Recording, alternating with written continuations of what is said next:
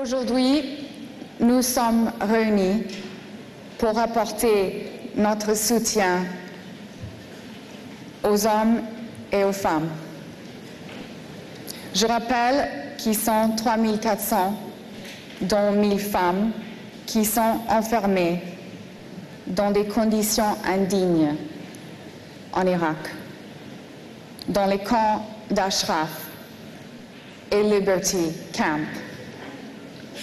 Après de nombreuses condamnations internationales et les réfugiés transférés vers un nouveau camp du nom poétique de Liberty, dans l'attente d'être accueillis vers leur pays tiers.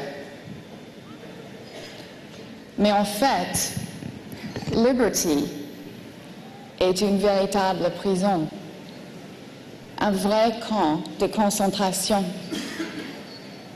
Impossible de sortir du camp, aucune liberté. Impossible de recevoir la moindre visite famille, avocat, journaliste. On a construit un mur de 4 mètres de hauteur du camp. Les édifices sont gardés en permanence par des militaires fortement armés. Ils sont surveillés par des caméras et des écoutes électroniques.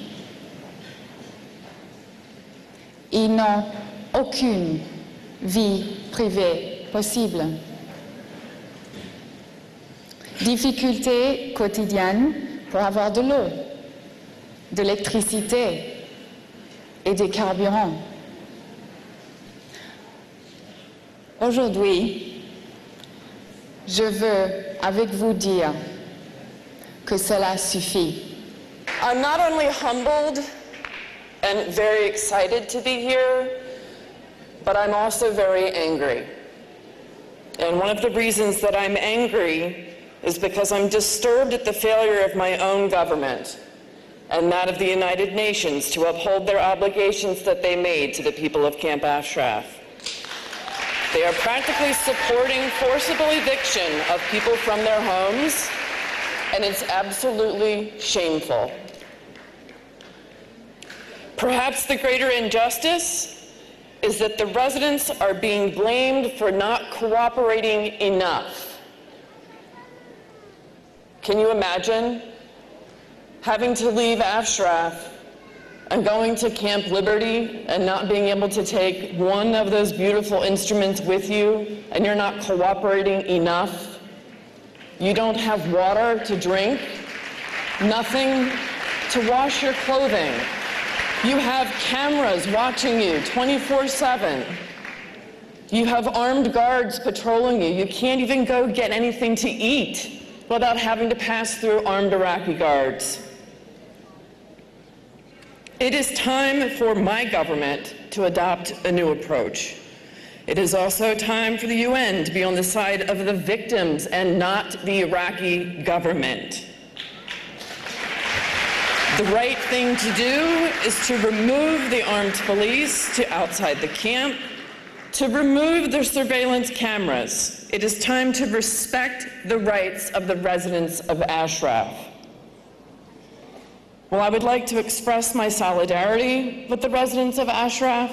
I would also like to praise Mrs. Rajavi for bringing the voice of those residents, the voice of women in Ashraf, and indeed the voice of the Iranian people in their struggle for democracy, freedom, and gender equality.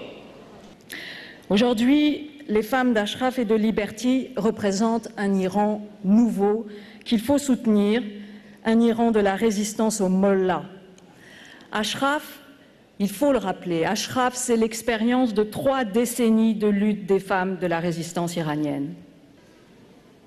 Aujourd'hui, je veux dire bien sûr un mot essentiel aux femmes d'Ashraf. Je veux les remercier profondément de se battre.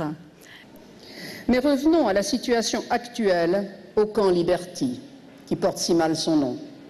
C'est un exemple remarquable de ce que les femmes sont en train de faire.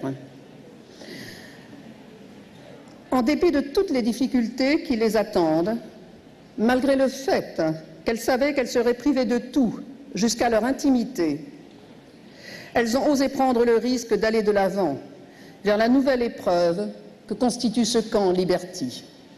Like others here, I am here because I've learned of the plight of 1,000 brave women that you are all here to support, and remember the lives of those who are tributed in the exhibition outside today. Women across the world must work together to secure a safer world. Ashraf symbolizes that need. Today, I also want to bring a special tribute to the brave people in Ashraf and in Camp Liberty. Among them are 1,000 vanguard women who in recent years have tolerated the most unbearable pressures by the regime of Iran and its allies in the Iraqi government. Despite being deprived of the most basic provisions like water, medicines, and medical treatment, despite the injury, despite the loss of lives, you stand firm in your beliefs of freedom and democracy. You are an example and therefore a source of hope and motivation for millions of oppressed women inside Iran and the rest of the world.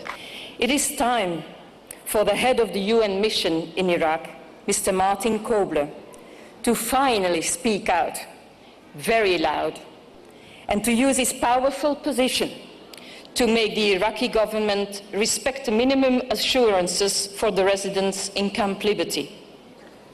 The Law Society is committed to seeking the protection of residents in Ashraf and Liberty and will continue to join with you all in doing so. The Law Society of England and Wales represents over 135,000 lawyers, and in the last 2 years, over half of those young lawyers qualifying are women. As chair of our Human Rights Committee, I bring you our greetings and solid commitment to support the Ashraf residents and in particular the 1,000 courageous women of Ashraf and support for the women of Iran. In defense of human rights, the Law Society raises areas of concern wherever we believe we can make a difference, and so we have done so in many public platforms in respect of freedom for and protection for the residents of Ashraf. The Law Society is extremely concerned about the removal to Camp Liberty. We have seen the photos and read the accounts about the new camp. Liberty is a misnomer. It has nothing to do with liberty. It is built as a prison camp, as we have all been referring to. It's vital that there are minimum assurances given and implemented for the safety of Ashraf residents and the immediate improvement to be made in the miserable conditions which constitute a risk to the health of all residents. The majority of the Canadian Parliament, which I used to represent until recently, has supported the Mujahideen. But let us call on UNAMI and the Special Representative of the UN, Secretary General, and the US Secretary of State to actively defend the human rights and ensure the dignity of Liberty residents. As women, we call on them to bring the Iraqi authorities to recognize that the current situation is intolerable for women in Liberty, for men also, by the way. Police and cameras must be removed from the camp. Women should enjoy their privacy and their right to a decent life in Liberty until they're allowed to leave Iraq. Madame Rajavi, allow me once again this year to express gratitude for your leadership in seeking a peaceful solution and a democratic solution to, again, this crisis. Given the unacceptable behavior of the Iraqi government and the failure of the United Nations and the United States to uphold their obligations, Were it not for your leadership, Madame Rajavi, we would by now, I'm sure, have had to face another humanitarian catastrophe.